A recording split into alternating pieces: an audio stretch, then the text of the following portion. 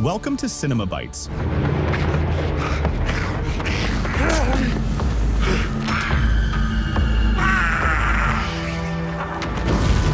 Your go-to for movie recaps in a flash. Big twists, epic moments, all in just minutes. The movie begins with a gazelle walking alone in the forest, barking. This gazelle speaks languages. By coincidence, it finds a herb called ginseng and eats it, causing it to have seizures and strange complications in its body. We discover that it has turned into a zombie. It starts wandering, searching for any piece of meat to eat. It spots a tiger watching it from the trees. The tiger grabs it by the neck and eats it. Next, we see a girl named Ashin searching for the ginseng herb to save her sick mother. While walking, she comes across a cave, enters to explore it, and discovers symbols on the walls with writings that say, "The flower revives the dead." But the person who uses it must pay a price, and the price is turning into a zombie. She then returns to her poor village, known as the Border Village. The people of this village worship King Sun, who rules the Besagon tribe. He occupied the village, looted its resources, and brought it under his control. Later, we see Ashin's father calling her,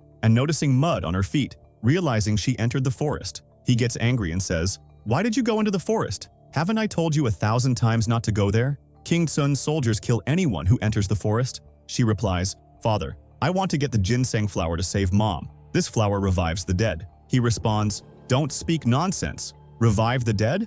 All of this is just myths and lies. Don't enter the forest again." We then shift to the forest, where King Sun's soldiers are combing through it. By coincidence, they come across dismembered corpses, which we learn belong to the Bajoi tribe. The Bajoi tribe is strong and always rivals the Besagon tribe, ruled by King Sun. The soldiers return to inform the king, who comes himself to see the bodies. Upon realizing they belong to the Bajoi tribe, known for their brutality, the king fears they'll go to war, leading to a massacre. To cover it up, he burns the bodies and tells his army deputy about the incident. Surprisingly, the deputy admits he killed them. The king scolds him for his recklessness, saying, "If the Bajoi tribe finds out, they'll destroy us." The deputy responds, "What can I do now?" The king orders him to keep quiet, saying, "I'll handle this mess." The king then heads to the border village with his soldiers. The villagers bow in respect upon seeing him. The king sits with Ashin's father and says, "I have a request." The king says, "I found 15 people from the Bajoi tribe killed, and I suspect a tiger did it. You know the forest is full of tigers. I want you to tell the Bajoi tribe that you saw the tiger killing them." The father agrees reluctantly. That night, he tells Ashin about the king's request. She warns him, "Don't do it, father. If the tribe finds out you're lying, they'll kill you." He reassures her, saying, "Don't worry." The next day, he goes to the Bajoi tribe and tells them he saw a strong tiger killing their hunters but couldn't help them. One of the tribesmen warns him, "If we find out you're lying, we'll kill you." Meanwhile, Ashin's mother is on her deathbed, taking her last breaths, with no one able to help her. Seizing the opportunity while her father is away, Ashin enters the forest to search for the flower. Meanwhile, King Sun, having fabricated the tiger story, pretends to search for it with his soldiers to maintain the lie. Simultaneously, the Bajoi tribe gathers their hunters to search for the tiger too. Suddenly, the zombie tiger attacks them, tearing apart anyone it catches. Hearing the commotion, King Sun and his soldiers head toward the scene. The hunters continue chasing the tiger. One of them prepares to kill it but is overpowered,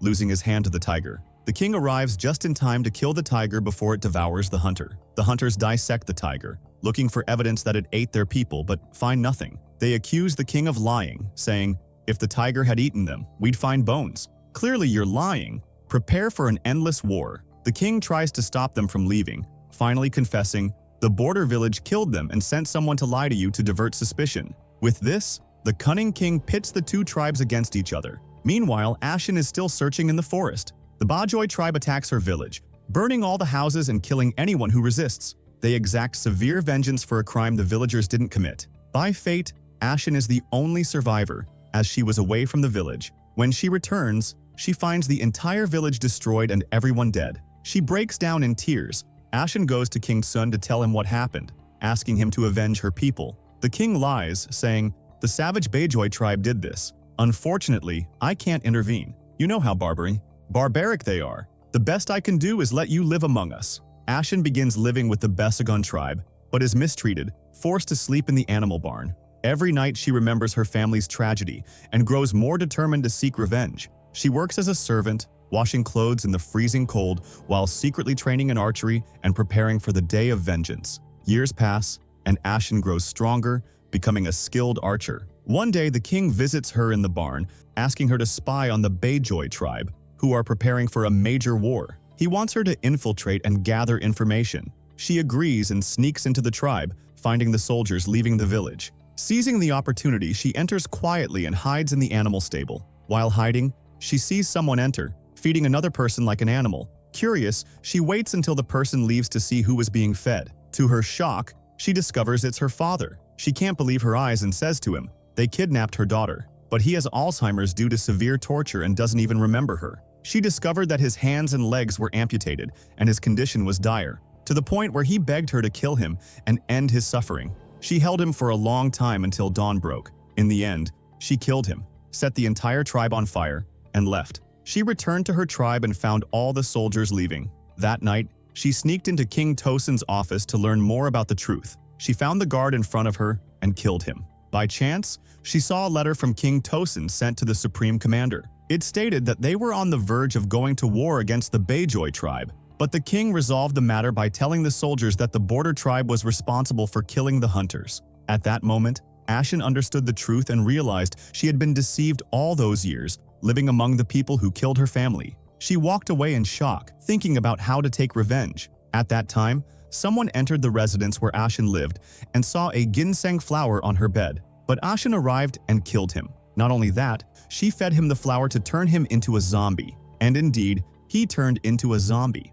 Within minutes, most of the kingdom had turned into zombies, and those who saw them didn't survive. The king, sitting in his office, heard a commotion and went to see what was happening. He was shocked to find the guard turned into a zombie, but he managed to kill him before getting bitten. He discovered that most of the kingdom had turned into zombies, but he killed anyone who came near him. Later, he and another person headed towards the gate to escape, but an arrow struck the other person in the head. When the king looked to see who was shooting arrows, he was shocked to find it was Ashin. Before he could say a word, she shot an arrow into his head, killing him. She stood on a rooftop, determined to kill the entire tribe and leave no one alive. By chance, a poor man climbed onto the roof and begged her to help him. She shot an arrow into his hand, pinning him to the wood. He hung there, screaming for help. The zombies heard his cries and headed towards him to devour him. At that moment, Ashin poured gasoline on him and the zombies and set them all on fire. With that, she had taken her revenge on the Besa John tribe and killed King Tosin. By chance, she found the poor man still alive,